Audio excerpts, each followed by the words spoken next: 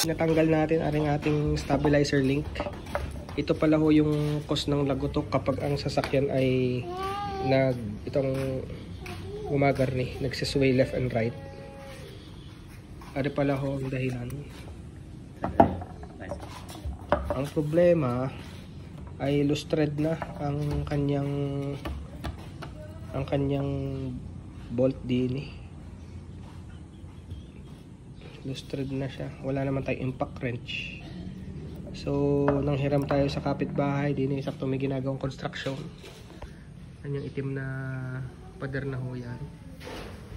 Construction ng gasolinahan. Hindi tayo nakahiram ng grinder. Buti ako may bala na cutting disc.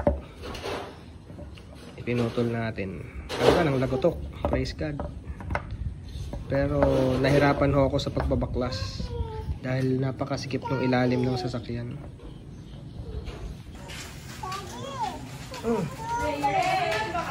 Fixing the car.